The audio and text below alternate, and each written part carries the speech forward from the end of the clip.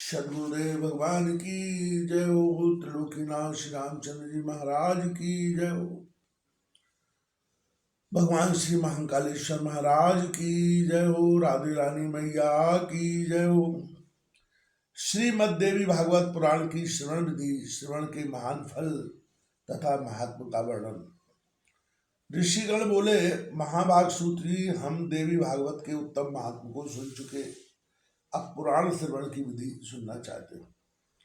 सूत्री कहते हैं, मुनिगणों, विद्वान पुरुष को चाहिए कि वह सर्वप्रथम ज्योतिषी को बुलाकर उससे मुहूर्त पूछे। ज्येष्ठ मास से लेकर 6 महीने पुराण श्रवण के लिए उत्तम है। हस्त, अश्वनी, मूल, पुष्प, रोहिणी, श्रवण एवं मृगशिरा तथा अनुराधा नक्षत्र, पुण्य तिथियों और शुभ ग्रह बार, इनमें कथा आरंभ करने से उत्तम फल प्राप्त होता है। जिस नक्षत्र में बृहस्पति हो उसमें चंद्रमा तक गिने क्रमशः फलियों समझना चाहिए।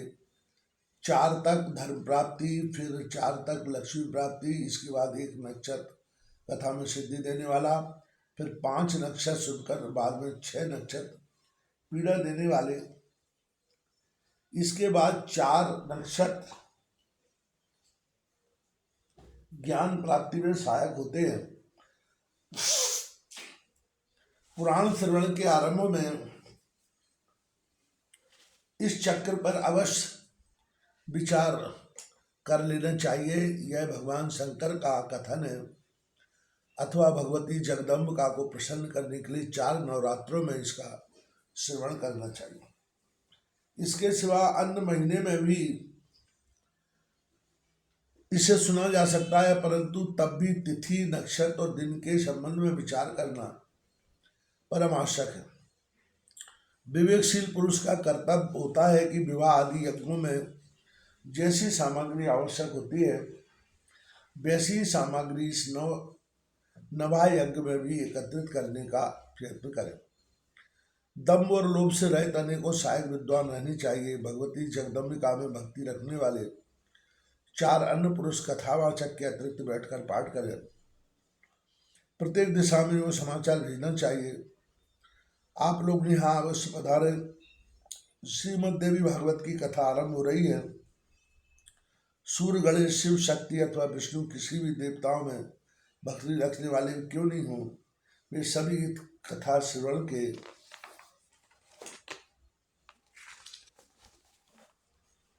अधिकारी हैं, क्योंकि सभी देवता भगवती आद्या शक्ति की उपासना तो करते ही हैं।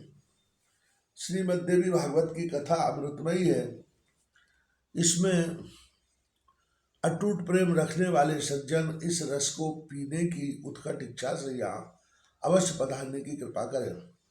विप्र आदि 4 वर्णों, स्त्रियां, आश्रमवासी, चाहे सकाम हो या निष्काम, सभी इस कथा रूपी अमृत का पान करने के अधिकारी हैं। यदि 9 दिनों तक कथा सुनने का अवकाश न मिले तो इस पूर्णमय यज्ञ में या यथा अवसर कुछ समय के लिए तो अवश्य आना चाहिए। अत्यंत नम्रता के साथ जन समाज में निमंत्रण भेजना चाहिए। आए हुए सज्जनों को ठहराने के लिए समुचित स्थान का प्रबंध करें। धरती को झाड़ बुहार कर कथा का स्थान सजाएं। बाकी भूमि विस्तृत हो, उसे गोबर से लीप देना चाहिए। वहाँ सुंदर मंडप बनाएं, केले के खम्भे लगाए जाएं, ऊपर चांदनी लगा दी जाए, ध्वजा और पताकाओं से मंडप की सजावट होनी चाहिए। कथावाचक के लिए दिव्य आसन लगाएं। इस आसन पर सुखप्रद विश्वना होना चाहिए। यत्न पूर्वक ऐसा आसन बनावे कि वक्ता पूर्व अथवा उत्तर की ओर मुँह करके कथा बांध सके।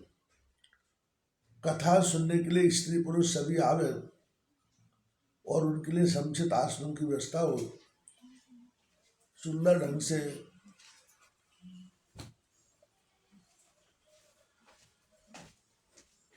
खुला रहे।